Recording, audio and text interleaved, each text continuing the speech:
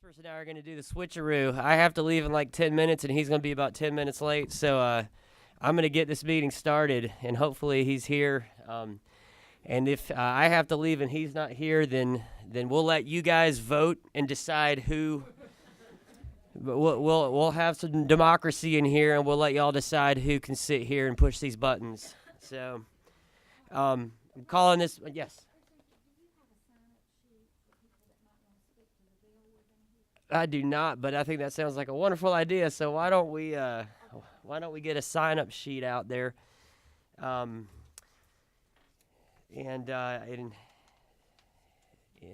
can get. Why don't we put it over here? And if anybody wants to speak on Representative Chandler's or Clark's bill, is that our agenda? Okay, I'm faking it till I make it right now. So yes, Representative Bentley. That's a great question. Are these hearings only? He didn't give me that indication. Are they hearing only? Time will tell. I think one of them, a fiscal note was requested, and I don't think we've gotten it back. I think on one, a fiscal note may have been requested, and we may not have gotten that back. So what we're going to do before we take up the bills, though, is we've got a couple of presentations for the committee. So why don't I get the technical colleges to come? I think the lottery and the technical colleges are going to want to give us a little update. So let's start with the technical colleges. If y'all want to come on up, and I guess take a seat over here.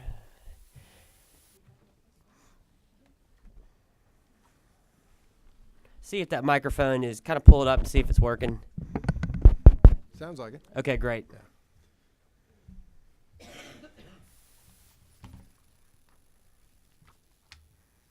Are you ready? Yeah, absolutely. Oh, okay. I'm sorry. I was At your pleasure. My- Oh, look at this.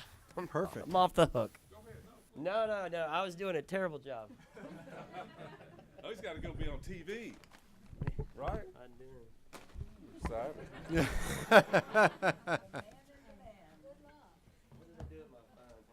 Is this yours? Don't text and drive. Amen. Or walk down the stairs texting. Well, good afternoon. I'm Joe Dan Banker. I'm with the Technical College System of Georgia, and on behalf of Commissioner Arthur, I thank you for the time for us to give this presentation. We've provided you with a little one-page overview of Technical College System, but I think the most important thing for you to lock in on is, first off, is our mission, which is providing a globally competitive workforce for Georgia. That's number one with us. And in order to do that, the other two items that are the most important thing to us are our students and the employers that hire our students. We're 22 technical colleges, 2-year technical colleges, regionally accredited, and we can provide that workforce in a variety of manners. We have our technical education, which is traditional college, and then we have adult education for those that have not yet achieved their high school diploma or the GED. And then we have quick start and economic development. So we can provide in any manner that works for the people in Georgia that need it. Have 85 campuses, so we're pretty much available anywhere you are in Georgia. There's one of us nearby. We divide the state in 22 areas for each of our 22 technical colleges. And so each college works locally with their industry that's in that area that needs a workforce. And that way it's people that they know, it's people from their area, they all have the same accent. And we are completely industry driven. We don't have any kind of research programs or anything like that. All we are doing is providing programs that bring technically competent individuals to work. We are so confident in how we do that we provide a warranty for all our graduates. If they show up at a workplace and they have gaps in the competencies that are needed, we will fix those gaps for free.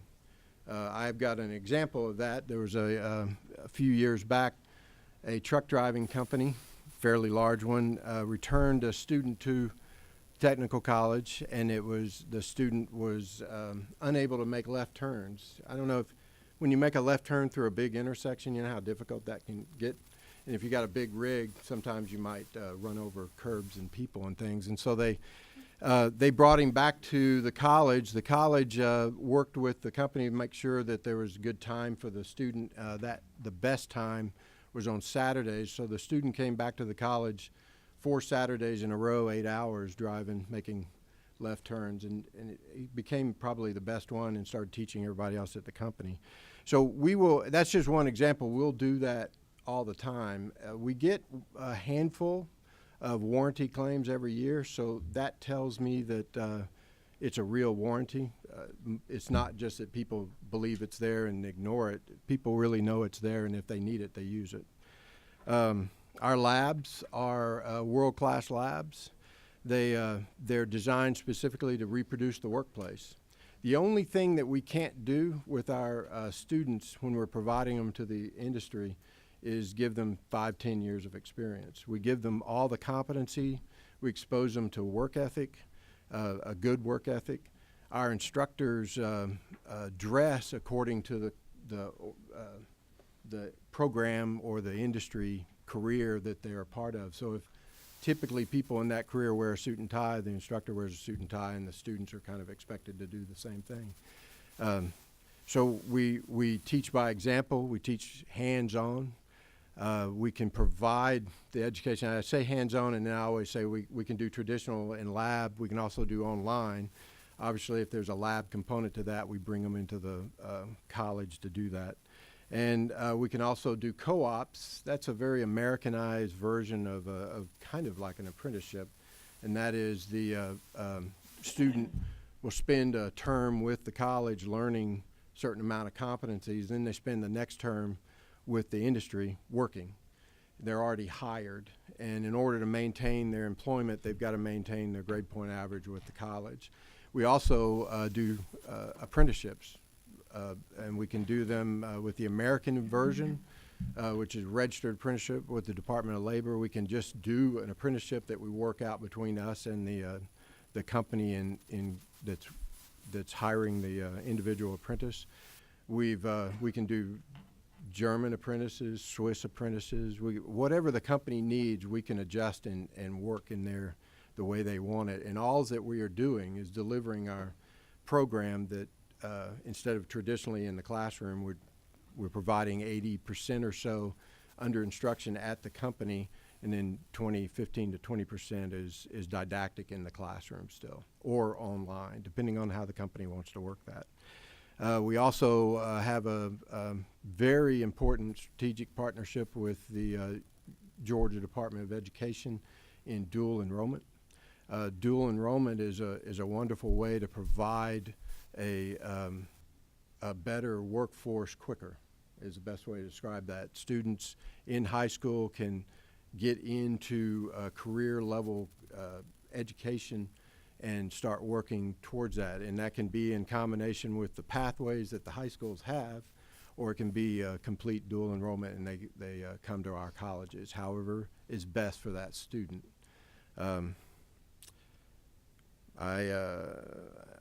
The other thing that I want to emphasize is that we are industry driven, as I said before, and I can give you some examples of that. A few years back, we had a single logistics program, and it was mainly designed for things like FedEx, which is important.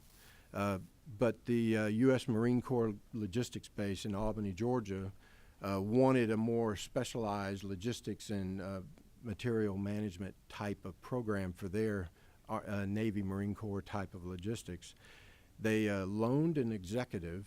Most of the people at the Marine Corps base are actually civilians. They loaned an executive logistician to the college. He worked for about 6 months at the college with the college curriculum specialist and developed the exact program that the Marine Corps base needs and wants. And now there's a steady pipeline flow. Their own employees or other people coming in that are seeking employment with the Marine Corps base or any other military federal institution that may need logisticians. Another good example of that is the health information management technology. That industry about 10 years ago was very brand new. It was named by a lot of different, first it was called Health Information Technology, then it was Health Information Management Technology. We work very closely with that industry, particularly up here in Atlanta, where most of them tend to be, but they're branched out in a lot of areas in Georgia now, Augusta, Columbus, Macon. So that program that we provide is exactly what they're looking for, and that's how every one of our programs. We have over 1,000 programs right now that are credited programs to provide. If a credited program is something that a company, for whatever reason, doesn't want to do that way, then they can come to us. We can provide customized contract training through our economic development. And if the company is brand new to Georgia or they're expanding in Georgia, then it could be a quick start event where we wrap around them and provide them everything they need, assessments, workflow, everything like that through Quick Start. Thank you, Mr. Baker. I've got a committee member, Ms. Patty Bentley. You have a question for her. Oh, yes, sir. I'm going to speak in the microphone for the purpose of the camera. But Yes, thank sir. you for being here and sharing this afternoon. You mentioned about all the different partnerships you have. I'm just curious to know, are there, and let me make sure everyone know that I'm a big supporter of technical college system. Thank you. But are there any partnerships or initiatives in place with local governments for these centers that are in these counties? Like I know a couple of centers in throughout my district. They're struggling Which type to of centers? centers like, for instance, in Peach County and Taylor County, there's Southern. We now partner with South Georgia Technical College, and they have a site in Butler, and in Peach County, there's Central Georgia Technical College that has a site in Fort Valley, and they're facing some challenges trying to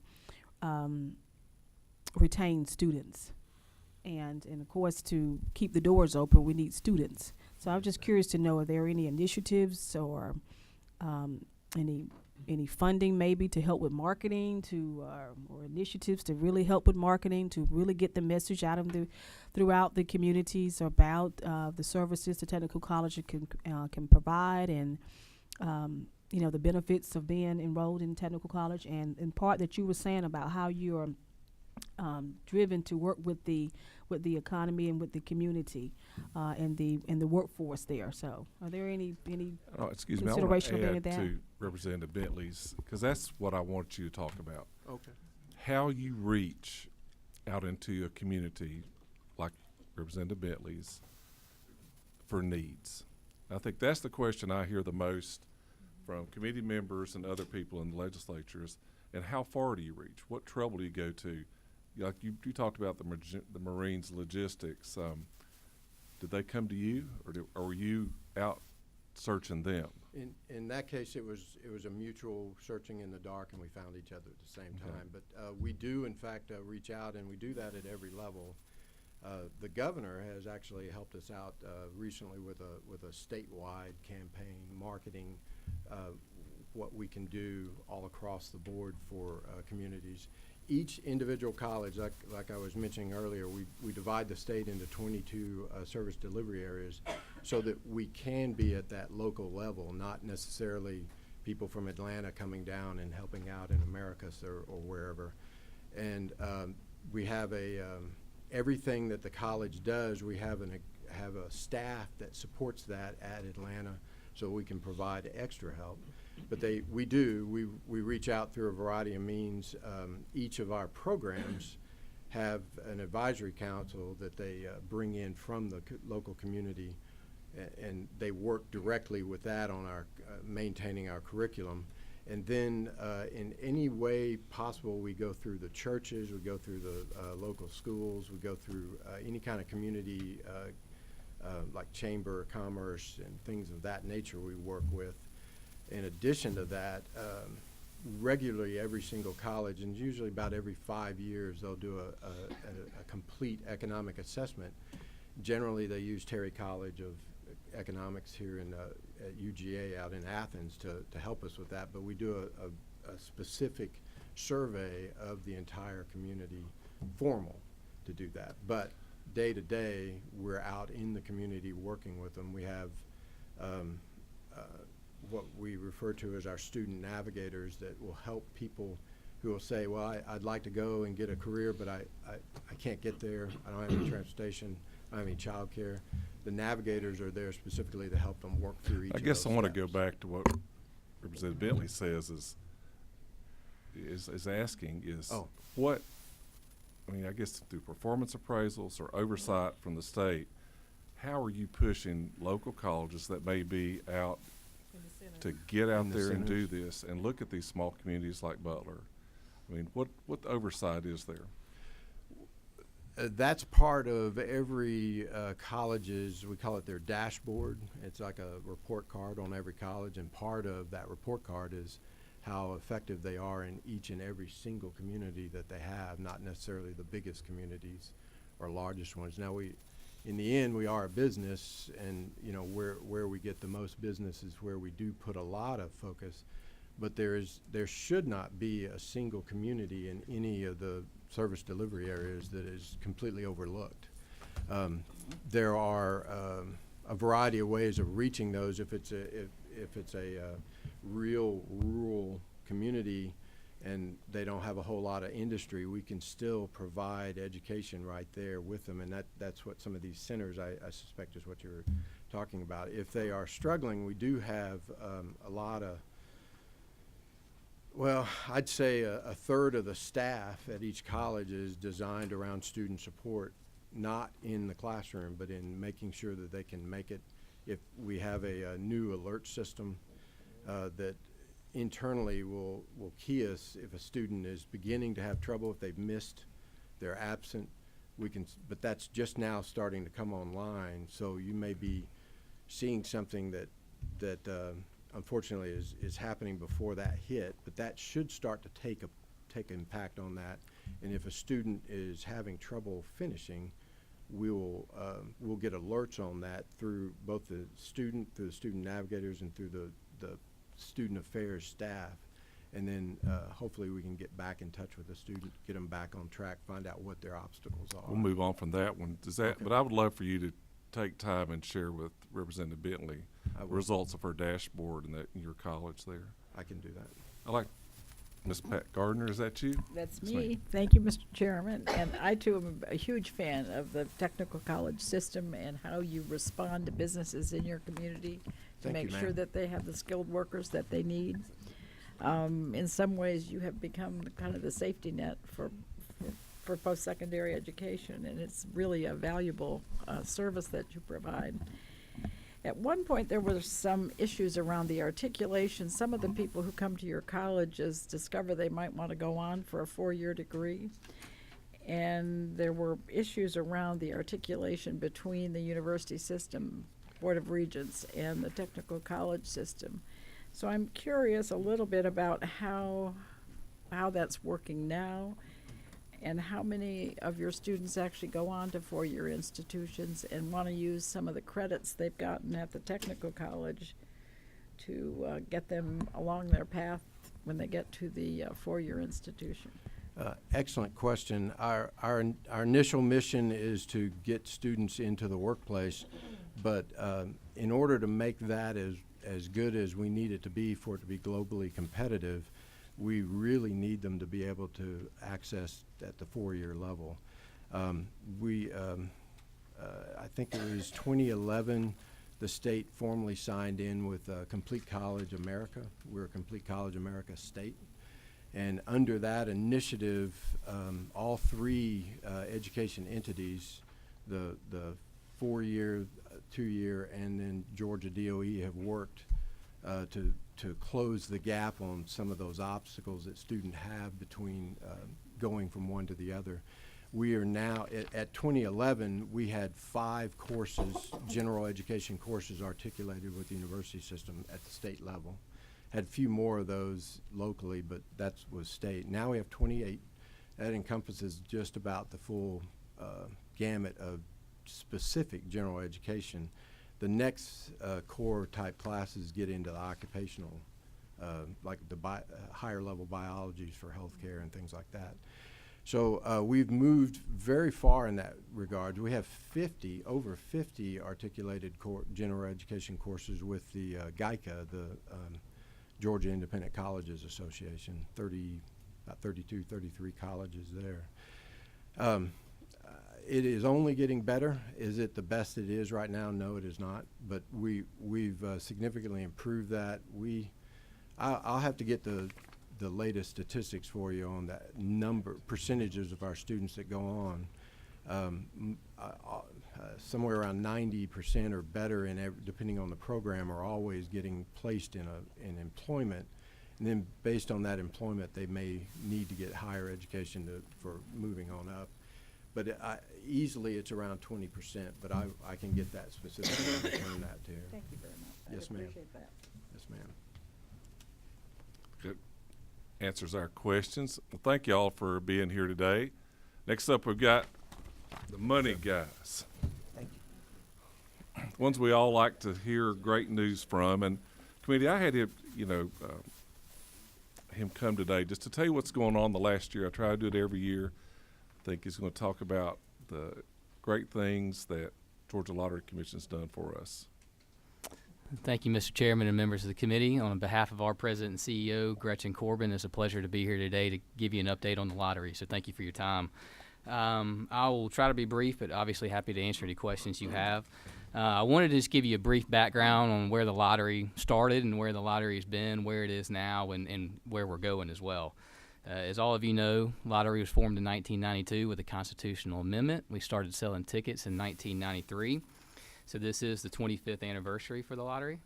It was the 36th lottery that was formed at the time. Now you have 45 across the United States. The lottery is governed by a 7-member board of directors as well as legislative oversight. The lottery was set up to not receive any state appropriations and does operate off of lottery sales and revenues. 100% of lottery proceeds are transferred quarterly to the Lottery for Education account. At that time, it's our partners at OPB, Georgia Student Finance Commission, Department of Early Care and Learning that administer and allocate those dollars. Update on where we are now. Lottery still exists solely to support Hope and Pre-K and maximize those revenues on a quarterly and annual basis. Since its inception, the lottery has provided $19.3 billion to the state of Georgia, to students in the state of Georgia. That's resulted in over 1.8 million Hope Scholarship recipients and over 1.6 million pre-K students who have gotten a jump start on their education in the state of Georgia. The lottery has seen historical increases in returns year over year since 1993, including the past 6 consecutive years. From FY15 to FY16, the lottery saw the largest year-over-year increase in its dollar increase in its history. It was a 12% growth and resulted in $117 million more dollars in increase in returns to Hope and Pre-K for that year. It also broke the annual transfer of $1 billion in a year for the first time. That was followed by another record year in FY17, surpassing the $1.1 billion mark for the first time in Georgia history. Since 2012, returns to Hope and Pre-K have increased 22%. So while sales and returns are important, the lottery also understands that we have an obligation to manage our expenses. In a FY16 Department of Audits and Accounts report, it found that GLC ranked 10th lowest as a percentage of net sales for administrative expenses. So they evaluated 39 states at that time, and we were the 10th lowest. In FY16, excluding prizes and retailer commissions, expenses represented roughly 4.3% of net sales. The average of those 39 lotteries that were evaluated was 6.7%. In FY17, that percentage dropped to 3.9% for the Georgia Lottery. To give you some context of where the Georgia Lottery ranks against other lotteries in sales and returns, based on 16 numbers, we don't currently have FY17 rankings yet because some states are still on a fiscal calendar year. But the Georgia Lottery is ranked 3rd in the world in total per capita sales, 2nd nationally in total per capita sales, and 4th nationally in total per capita returns to beneficiaries. We're hoping to be able to tell you when the FY17 rankings come out that we will have moved to third, so I'll be sure to follow up with you on that. But on average, the Georgia Lottery raises $3 million a day that goes to Hope in Pre-K. So that's not just net sales. That's $3 million a day that's going to the bottom line for Hope in Pre-K. To give you an idea of where we're going and how we plan to continue to grow, because obviously we understand that's important. To this point for FY18, the lottery is on track for yet another record year. FY18 year-to-date returns are currently 5.1% higher than at the same point for FY17. The lottery just completed the largest second quarter transfer to education in Georgia history. The lottery is constantly looking at ways that we can expand our retail presence and our retail opportunities, and looking for constant ways to be where the people are. Two fairly recent changes I wanted to point out are that in 2012, the lottery began offering products on the internet, and in 2016, an app was launched. Also, in 2013, the legislature transferred the responsibility for coin-operated amusement machines in the state to the lottery. Both of these changes have resulted in additional revenues. In addition to those revenue streams, the bread and butter continues to be the retailers all across the state that sell our products. Currently, there are approximately 8,600 retailers across the state, in addition to products being sold at our 8 district offices, the lottery headquarter location, and a location at the airport. The location at the airport is being expanded to have a location inside the terminal. Currently, we already have one outside the terminal, but we feel that the presence inside the terminal is an opportunity to attract additional interest from travelers. Finally, there's a recent change to the Mega Millions game on the price point that we believe will lead to higher player engagement because it'll mean bigger jackpots. And also, it's a greater opportunity for winnings on some of the lower tier prizes. So we're excited about that. So those are just some of the changes I wanted to highlight for you. The Georgia Lottery certainly remains committed to the programs it supports and finding ways to continue to grow in an ever-changing marketplace. Thank you again for your support of Hope in Pre-K and the chance to just give you a brief update. Thank you. I do. Thank you, Mr. Chairman. I'll be very brief. I'm not sure if this is a question for you, Mr. Brad, Yes, ma'am. but I just thought I'd ask because I just was presented with this question over the weekend. I have a constituent who works for Pre-K and was inquiring about why the parapros are not getting a salary increase, but the teachers are. And I didn't know how to answer that. Yes, So I don't ma'am. know I'm who- sorry. how does that- I'm sorry. how I'm does not that able work? to answer that for you. We don't. Yeah. Yes, ma'am. We're just responsible for raising the revenue. Okay. As far as I don't That would have be any a policy information on question. that. I think you'd have Yes, to go to ma'am. the appropriations chairman to. I believe that my colleague right across the. Well, I think let's do that offline, and you Okay. can discuss that Just with make sure him. we get a chance to talk about it. Thank you, Mr. Chairman. Yes, ma'am. Who is 9? Ms. Chandler. From time to time, we hear entities who would like to come into our state who say, we need to do something because we're going to lose the hope. It doesn't sound like the hope's in bad shape.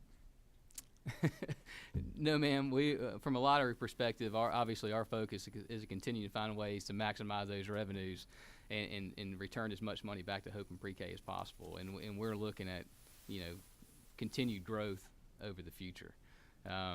So as far as any additional revenue streams, we don't have a policy position on that or any opinion. Our focus is just on the revenues coming in, but we certainly continue to see ways to grow in the future So hope looks to safe. meet our obligations. Looks safe from your perspective anyway. Yes, ma'am. Lottery revenues look safe. Okay, Ms. Gardner.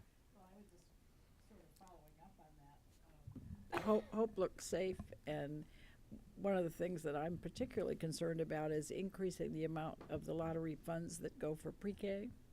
I mean, we think that's the way that we can get our children on a path earlier, and again, I guess that's a policy decision that's not for you to answer, but that we don't have to worry about we used to worry about the lottery funds trending down. That's not what you're reporting to us. No, ma'am. We've seen again 6 consecutive years of growth in sales and returns, and we anticipate that being able to continue. Chairman Dickey. Thank you, Mr. Chairman. Along those lines of two representatives. Could you repeat again how much you pay out each year on your programs and how much you have in reserves? I can certainly speak to how much we pay out. The FY17 transfer was $1.101 billion. As far as the reserves, I know that I can speak to the fact that statutorily 50% has to be in a reserve account from the previous year's return. So half of that has to be in a reserve account. From a lottery perspective, though, we don't administer those reserves and we don't allocate those reserves. So I couldn't tell you how much are currently in those accounts. Okay, so we have I would refer if to we pay out $1 OPP. billion, you got a $500 million in reserves then? Is that what I heard? Yes, sir. Okay, thank you. Any other committee members? Question. Well, thank you, Brad. We appreciate it. Well, can you ask another question? Certainly. There's some additional reserves, are there not? Besides the required reserves, are there some reserves that are unspecified or? Again, I don't know yeah, that. yes, ma'am. I apologize. I don't remember the exact issue, but there are lots of reserves, I guess, Right. is the issue. Well, we can certainly find out. Right. Thank you. Happy to do that. Yes, sir. That I can answer. Oh my. Uh-oh, here we There go. it. It's coming. I We'll hold happy that to for speak to another that. There's day. a bill under consideration. Yes, ma'am. For that. That is Okay, correct. Well, thank you. Appreciate it. Yes, sir. Thank you. Appreciate your time. Well, first bill we're going to look at is Representative Chandler's 713. We're going to hand you out a brand new, hot off the press fiscal note that came in today. That show me your grin. Are you smiling? I knew it was coming. There you go. But let's let you sit right there. And so, which number are you? 9. Okay. And, Mr. Chairman, I think there's some people that want to speak to this bill. I don't know if We'll they let 'em when you signed get. up or We'll whatever. let them speak when you finish Okay. and the committee finishes with you. Let me, oh, I'm sorry. No, this is we're vote. If the hope it's committee a so vote. desires, we're moving on this bill Thank you, sir. I hope so. and the next one we're going to hear. Okay. Just to be sure that we're all on the same page, let me just give a little bit of information to the committee, and you may already all know this, but just in case. When the Zell-Miller came into law, or actually when Hope came into law, there were two terms used to distinguish between public school kids in an accredited program and homeschool kids and private school kids who were not in an accredited program. Those terms that you'll see in here are eligible and ineligible. I don't know why those terms are used, but that's what's in there.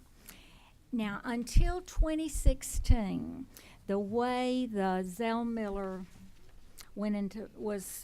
existed, or the way it existed from the beginning, was that if you were in an accredited school, an eligible program, and you graduated with a 3.7, and you had a 1200 or a 1200 SAT, 26 ACT, then you were eligible for full tuition to be paid going into college in a public school. And if you were graduating from a home study program that was not an accredited program, typically a program mother and daddy are teaching, and the young child might go out to somebody else to take one class a week or something like that, then you were not eligible to receive the Zell-Miller scholarship going into college. Now, if you graduated with a 1200, or no, even if you didn't do that, if you went into college and you earned a 3.3 in those first 30 semester hours, you could be reimbursed. In 2016, we changed this just a little bit, because what was happening is we were losing a lot of our brightest, just really sharp kids, because instead of going to a public school in Georgia and then making the 3.3, which obviously most of these kids are going to do so, and then getting reimbursed, many of these young people could get a full ride somewhere out of state. And their intentions might have been to come back into the state and complete their education, but many of them stayed out of the state because they were happy where they were, etc. In 2016, some of you may remember that we changed this so that if a student who was ineligible, simply home study program that's not accredited, private school that's not accredited, and there have been some cases when we had some public schools to lose accreditation, and those would fall into this same category. But in 2016, if you were in one of those ineligible programs and you had an SAT or an ACT at the 93rd percentile, then your tuition could be paid for going into college, and you did not have to be reimbursed. All this bill does is lowers that from a 93rd percentile to a 91st percentile. And what that does to the scores is this. Presently, the 93rd percentile is a 1360, which means on an SAT, or a 29 on an ACT. So if a student has those, tuition is paid going in, even if for an ineligible student. This would lower that to a 91st percentile, which would be a 1340 and a 28. Now, the reason that it's at a 91st percentile, if you look at the present scores for eligible students based on 2017 figures, the 1200 and the 26 are at an 81st percentile. So, since public school kids or eligible young people have to have a 3.7 plus a 1200 or an ACT, this 10-point discrepancy in percentiles would seem to make this more equitable, because we've discussed this before in committee that we did not think we could accept grades per se coming from home study programs. And I certainly understand that, even though I have friends that homeschool and I know they'd never do anything but what would be of the highest ethical and moral standards. But we know we're talking about money and we're talking about people. And if I'm homeschooling my child and he's got an 89, and if I gave him one more assignment, he could have a 90, it'd be mighty hard for me not to do that. So that's why we're not looking at grades, because that question will come up. So what we're saying is we want to lower the requirement for these ineligible students to be able to receive the Zell going into college from the 93rd to the 91st. And that's all this bill is about. So this is my first question, just how many homeschool students are out there? I've heard different numbers. In your opinion, what's your... Well, I know that there's some folks that can answer this better than I can, Okay. but I understand it's over 50,000 in Okay. our state. And so we're missing a group of very, very bright, capable students by not trying to keep them in Georgia. And it's your opinion as a counselor, and that's what your career was in, school counseling, I believe it was. that this would be very beneficial to a large group of young people down the road. I think it would. I think it actually, according to the fiscal note, it would probably only be about 15 students next year. But 15 students is 15 very bright, capable young people. And may I mention the fiscal note? Because that's going to come up. That's your bill. Okay. And I have the authority here, and he and I discussed this last night over the phone because we realized that the fiscal note we had received was not correct, because actually the new fiscal note we have says that there will be no additional cost, because these young people are going to receive this money retroactively. So there may be a somewhat of a double cost, as it may seem, for those 15 young people next year. There won't be an additional cost another year. Is that what you would say, Mr. Green. Authority, on this? He has given you the thumbs up. Okay, I wanted to be sure Mr. Chris I Green. was saying it right, Chris. Thank you. Representative Bentley has a question for you. Thank you, Mr. Chairman. Representative Chandler, I'm gonna make sure I'm clear on what you're saying. There will be only 15 students across the state that will benefit from this legislation? That is the projection per this year, this next year. But then there'll be 15 more and 15 more, et Okay. cetera. And this is an estimate. Uh-huh. I'm not sure there's a way to. How are you finding the 15 students? Well, it Per came year. through the Department of Audits and Accounts, and I'm not sure how they came up with 15. Do you know, Chris? Yes, okay, please tell us. Chris, if you come up to the mic, please. Chris Green. Chris Green. Good afternoon, Mr. Chairman, members of the committee. For the record, Chris Green here on behalf of the Student Finance Commission. Representative Bentley, they arrived at 15 students by looking at, of the home study students that we had records for, we found 15 students who scored in the 91st and the 92nd percentile on that test. And so that's how we arrived at 15. Okay, that helps. That answered my question. Thank you. Thank you, ma'am.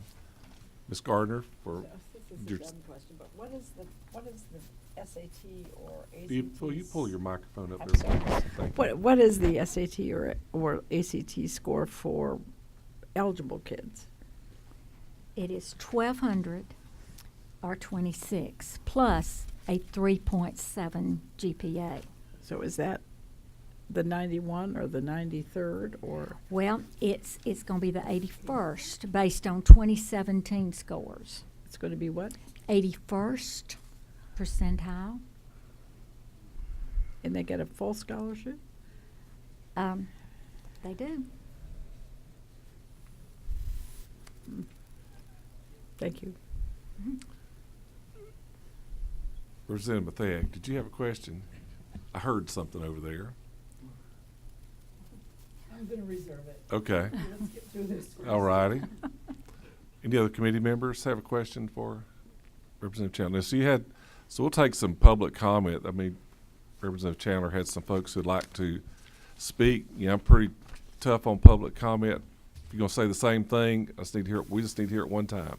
So let's kind of come to that chair, tell who you are, and we'll give you a couple of minutes. I think you can tell what you need to in that time.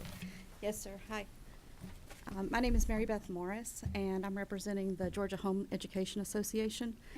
We are the state-wide association formed in 1992.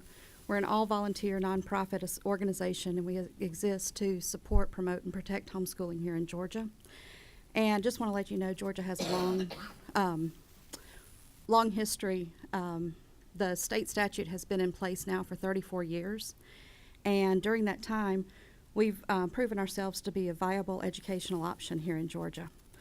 Our experience here in Georgia is consistent with research done nationally, which shows that as adults, homeschoolers or homeschool graduates are more likely than their peers to participate in community service, vote, and to engage in civic opportunities.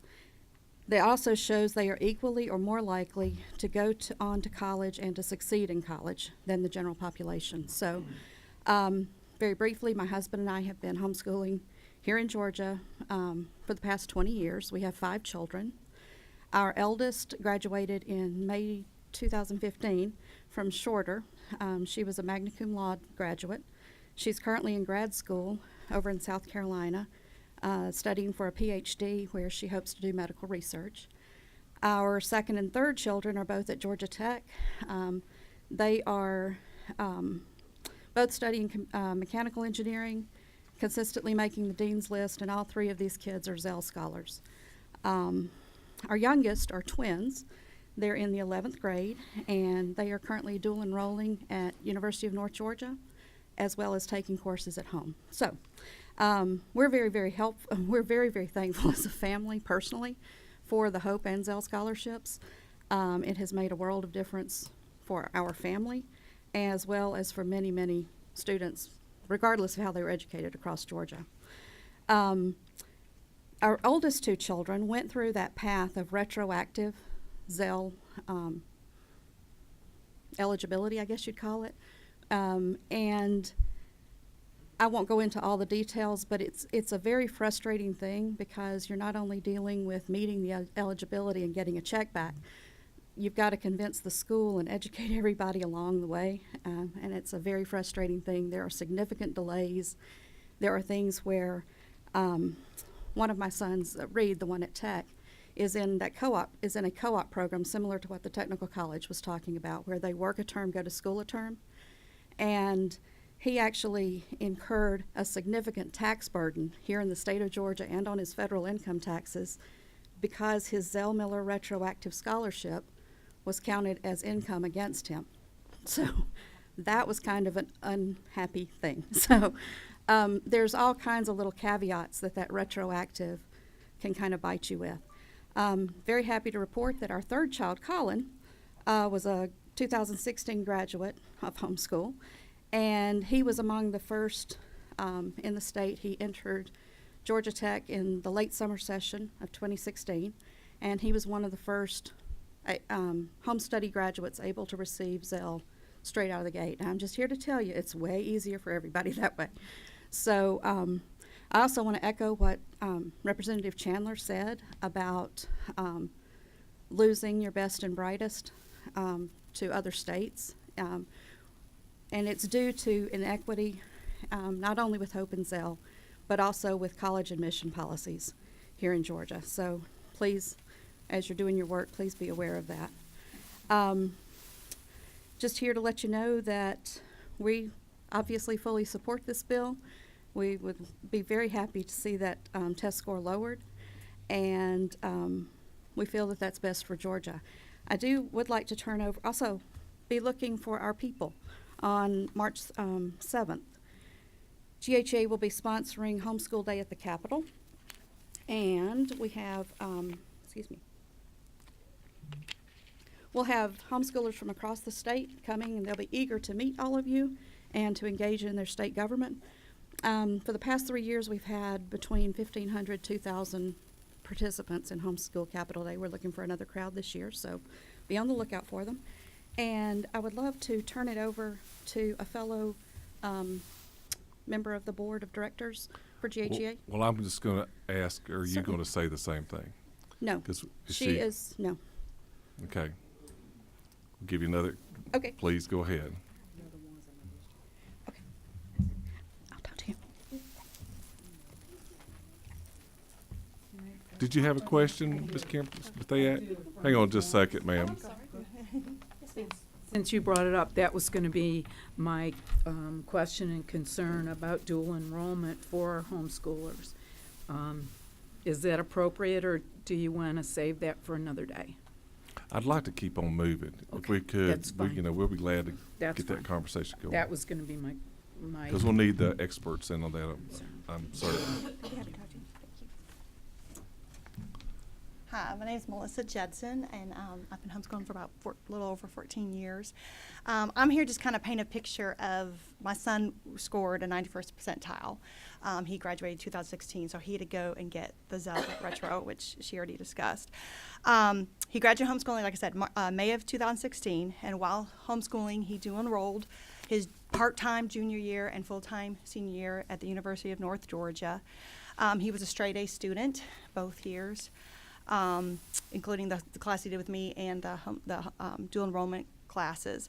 He was an Eagle Scout and a member of the Georgia Interscholastic Cycling League. Basically, like I said, he scored the 91st percentile, so he was not eligible for Zell Miller straight out of college. Basically missed it by a small margin. Due to our homeschooling decision, we're obviously a single income family. We don't have the funds to pay for each of our children to go to college because of the sacrifice that we decided to do. So Joshua knew this, and he worked hard and studied hard and saved his money to help get himself through college. He's still in college right now. After graduation, he continued at University of North Georgia for 1 year, where he continued to have straight A's. He was a peer math tutor. this helped to offset some of the costs that, because he was eligible for HOPE, but he needed to offset the costs that he wasn't getting, in addition to the commuting back and forth because he lived at home to save money, just because otherwise he wouldn't be able to afford it. So in addition, my husband's company had a major divisions close, and so we were unemployed. So it was kind of a tough year for us, and the extra Zell, would have been helpful. He was also nominated Engineering Student of the Year at UNG. Over the summer, he obtained an internship with GTRI, Georgia Tech Research Institute, which he was very excited. He's learning to be a mechanical engineer. From there, he transferred. He just started this past fall at Georgia Tech University, where he received all A's and 1B. He's part of the co-op program there, so he's continued his internship at GTRI, turned into a co-op. And so basically, I would encourage you that by lowering it, you're helping maybe just a few individuals, but in the turn, you're keeping those students here in Georgia. They're going to school in Georgia, they're graduating in Georgia, and they're going to continue to work. I mean, my son's already talking about, he loves what he's doing. He's like, I could see myself graduating and living here and continuing to work where he's at. And so these kind of things help build our economy and keep our people here. And just, so I encourage you with that. To add that, the folks from Georgia Tech will be talking to you in a minute, to both of you, to do. Casey, you gonna do something nice for them? All the rest of the USG people are going, golly, I wish I had somebody speak. Well, we appreciate you, ladies. It's up to the will of the committee. Would y'all have me to like to make a motion? Rick Williams, do we have a second? Second, Kim Stayak. Any discussion additionally? All those in favor? Aye. Any opposed? The bill moves on. Thank you. Next up, Representative Clark. I need a copy. You took my. Yeah, we got his copy. We got a copy for. Here you go. Go ahead.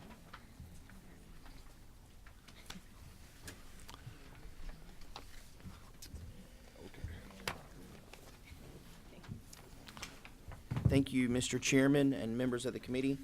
Today I have before you LC 288658S. It's a sub that you have in your folder. Excuse me, Heath. If you look around, it's long sheet, line on the top like a sub would.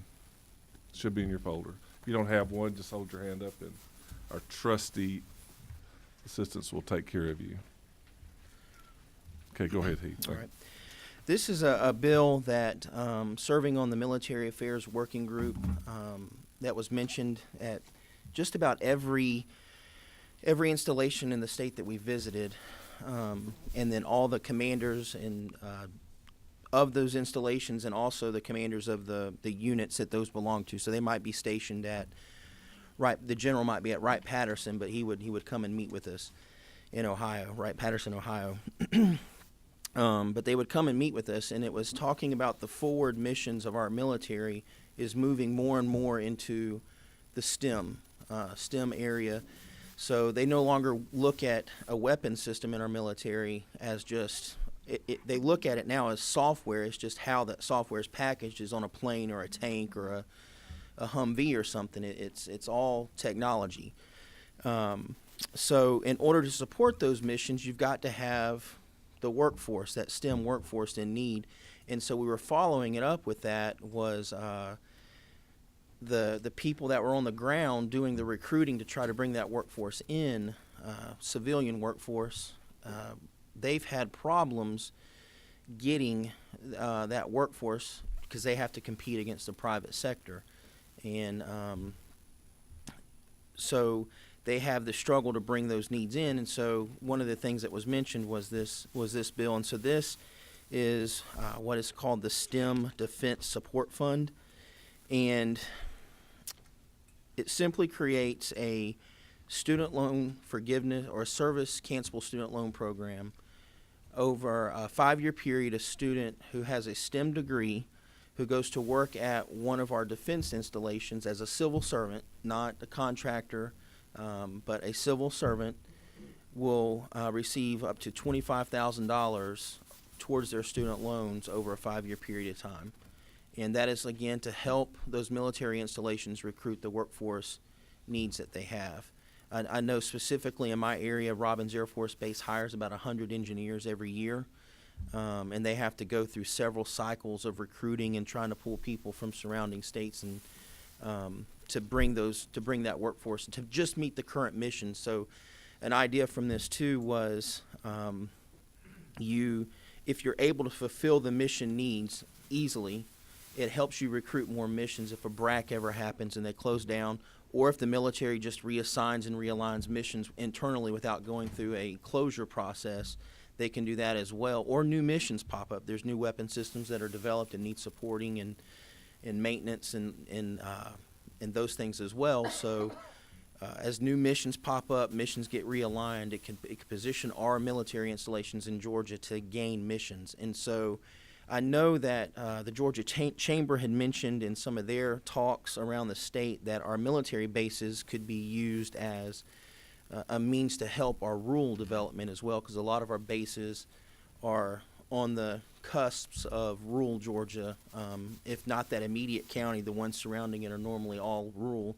So you start bringing in a highly educated, well-trained workforce that can bring more contracting companies and more human resources, which could bring more private sector work into the area as well. And so it could be a catalyst for rural growth. I see it as being a catalyst for some rural growth as well. Just a little statistic, I believe, I don't know the exact number, but somebody along the way had mentioned it is a high percentage of STEM students in our university system, and I'm sorry I didn't get this number before here, but it was mentioned in all of our studies. They're not even able, because they're foreign. If they're foreign students, they're immediately disqualified from being able to. Well, not immediately, but they have a harder time getting getting the security clearances and everything needed to work at our. So there's a large percentage of the STEM students in our system that they can't even go and work. So this again is just a way to try to grab the students that can work at our defense installations and help out our military installations in their recruiting force. So it is again $25,000 over a 5-year period. If you look on line numbers 59 through 63, it shows the disbursement. It's front-end loaded.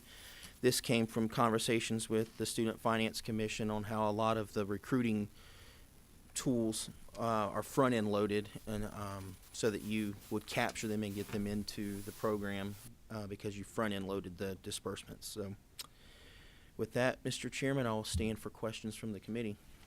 And I'd also like to call attention to line 90 and 91 on the sub, that Representative Clark now has to go out and try to convince the powers that be that to fund this. There's no dollars appropriated with it. It's just creating an opportunity that their group can go out and then, with the administration, hopefully gain a line item to appropriate money to fill this in. That's correct. So there is no fiscal note attached with this. It would be whatever we approve in a future appropriations bill. Go ahead. I was going to make mention, the reason why there's a sub is there was I had shown to some other members, and they mentioned, so like on line number 25, it specifically spells out, like at first it just said a degree. Well, we wanted to make sure it was a 4-year or higher degree. There's some language in here. Let's see if I can find it in here again. I had some notes. It basically, if they've qualified before and then leave, they're not able to and go get another degree. They can't come back and get it again. It's a one-time. It's not like they got the bachelor's, they get it, and then 5 years later they go and get their master's. They can't come back and get it again. They qualify once, just to set up protections on that kind of thing as well. You have a number of questions. I'll start with Representative Gardner. So I've been trying to figure out where the money's coming from, but I guess it seems like a good idea to me. But you're also anticipating private donations? This could allow for that into the fund as well. Sorry, I don't have the original bill. Talks about any private donation, Correct. and it talks about gifts that might, so you have people in the community who seem interested in donating to this fund? The defense communities very much understand the importance of their installation, so there could possibly be some private donations that would go into the fund. Yes, ma'am. So you could talk about it in terms of a public-private partnership, but Maybe on some level. are you really anticipating an appropriation of some sort? I would think eventually, as the money's available, we would appropriate some monies. Yes, ma'am. And would it come from the lottery funds or not? No, ma'am. It would come from a line item just like other similar service cancelable loans have the need to be appropriated in the budget. If you remember, last meeting, we talked about service cancelable loans, kind of in preparation for this, because how there's specifically a line item for them. Okay. Chairman Dickey. Thank you, Chairman. Appreciate you bringing this bill, Representative Clark. You and I both represent a district that got a military base there, and I'm very aware of the wanting these type employees there, recruiting those, and the state is really, I think, having trouble educating enough. But one thing that kind of concerns me with this bill, and I think I've shared it with you, is you'll at some point will be asking taxpayers to incentivize workers going to work for the U.S. government over private other companies that might be in the area. And so you're taking tax dollars and what is it, $25,000 to go work for our federal government, who doesn't have the money, of course, but Georgia taxpayers that would incentivize them over local companies. How do you think local companies that are competing for those same workers in Houston County would see this? I have not heard anything negative, and being in that we represent a common area, we've sat at a lot of meetings with private businesses, and it's been brought up and discussed, and they've all been supportive because they understand the gravity of a lot of their companies couldn't exist without the base that's in that community. I also know that TAG, the Technology Association of Georgia, has endorsed this, and that's an affiliation of a lot of companies, private sector companies that have formed that association, and they've come out and endorsed this bill as well. I didn't even ask them. I dropped it, and a couple of days later they told me. I was like, oh wow, word travels fast around here.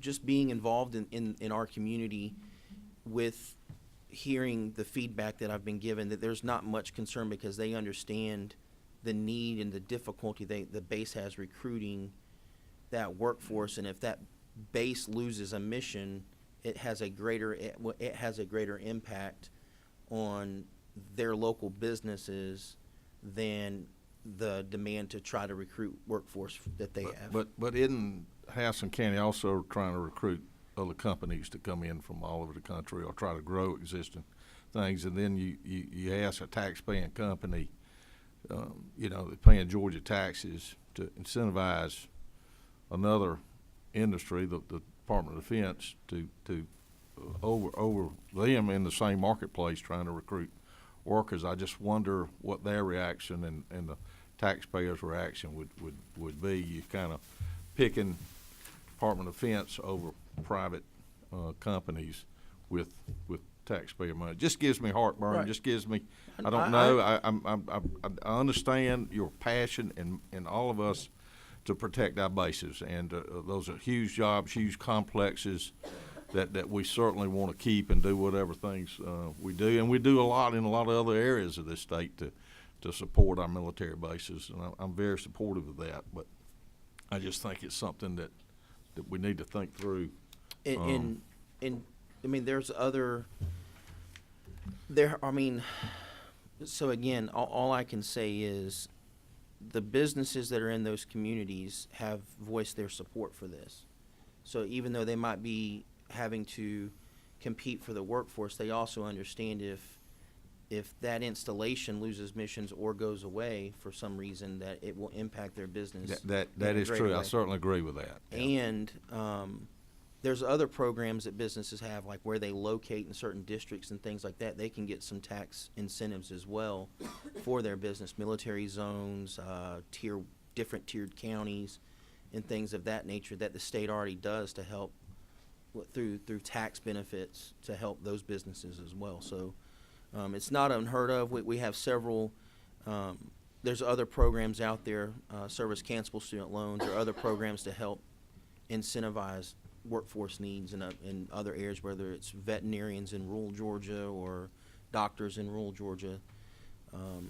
So again, to the local businesses, that they understand the need to support, that they have voiced their support for this because they understand the need for that base to be there for the viability of their business as a whole.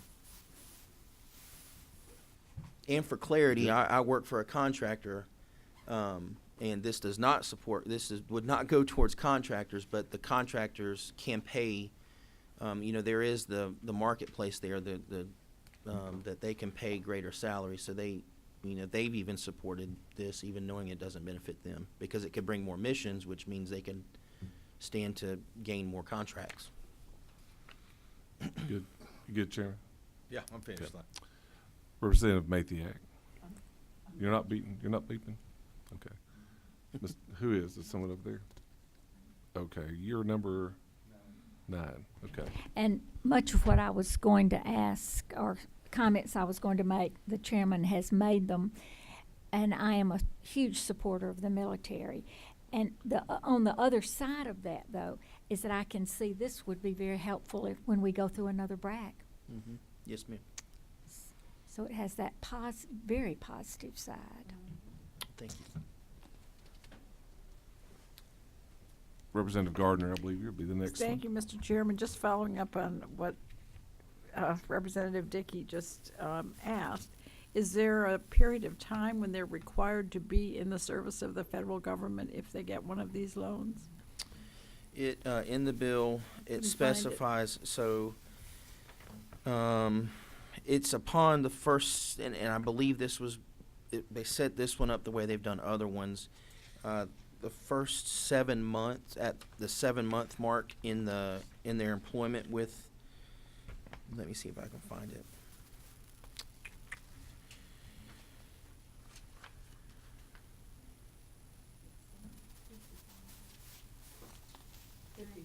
Yeah, so beginning the 7 month that an eligible student is employed in the federal civil service position at a defense installation in the state, the commission may distribute education loan assistance for the eligible student in the amount not to exceed the following, and then it gets into the dispersion. So they would apply within that 7 months, and then by the end of the first year they would have the $10,000 and so forth and so on. So I'm in favor of them getting the education, but if they're paying for it with taxpayer dollars, does that mean that they should have some required length of time that they would be working not for a private contractor but for the Department of Defense? It's that 7-month period that they would, they have to be there in the first year. They wouldn't get it until, they would have to be eligible, and then.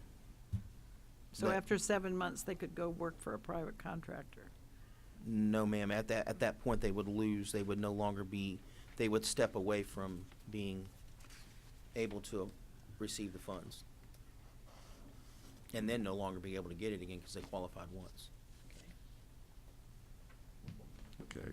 Representative Gasaway. Well, I have the same question, so I guess I'm needing more clarity. At 7 months, is it 1 year and 7 months where you can get the 10,000? When can you get the 10,000? Within the first year, at the end of 7 months, you can apply and receive the money, So- and then it's annual on that. So is there a And 5-month? Go ahead. Okay, 7 months is not a year. Is there a 5-month window of the application, and then you're eligible exactly at 12 months?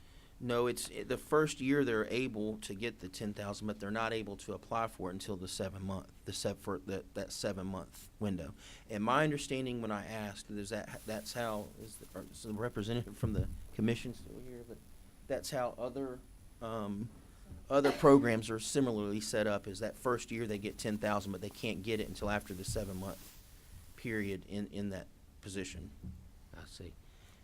That seems problematic, and I'm surprised other ones are set up that way based on, like, for example, at North Georgia College, you get free tuition, say, based on a 4-year postgraduate commission of service. It seems like we would have a window. I'm surprised that seems counterintuitive to me, the way this is set up. So what are you like? I would put the 10,000 at the end of. I would completely reverse the order, because the whole point is to get them to stay. I mean, it's not to train them and then turn them loose to the private sector. It's to train them and then keep them tied for a while. And Again, other ones are front end loaded. I mean, that they said that if it's used as a recruiting tool, you front end load it to get them in the position, and then after a while, if they stay there for 5 years, they're at least I can speak to the government pay scale. By that point, they're kind of in a more competitive, they're plugged into the different missions and more settled into the community and everything like that as well. so is the thinking, like their income is so low initially? Mhm. And then there's they have a program where they get step programs, so they start off at like a GS9 and then an 11, 12, and by the end of 5 years, they're like at a GS12 position, and their salary would be a little more competitive with the market at that point. But coming in, it's like 38,000 is what their base salary is starting out. So it's just like almost like salary supplement, which would speak to Chairman Dickey's question about private sector may be able to pay more, and this is a way to make it more equitable. Yes, yes, sir. The private sector does pay more than especially coming out the starting salary. By the time you've spent some time in the job, it balances out some. Mm-hmm. But the starting salary is lower, and therefore makes it harder for them to recruit. Mm-hmm. Okay. Thank you. Thank you. Okay.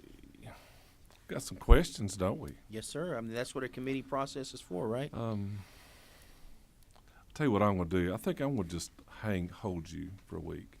I'd like for you, I know that's not probably what you wanted to hear from me, but I'd like for you to sit down with Representative Gasway. I think we need to just I would love to hear from the appropriate people on these front-end loaded recruitment things to see what success they've had. I think might answer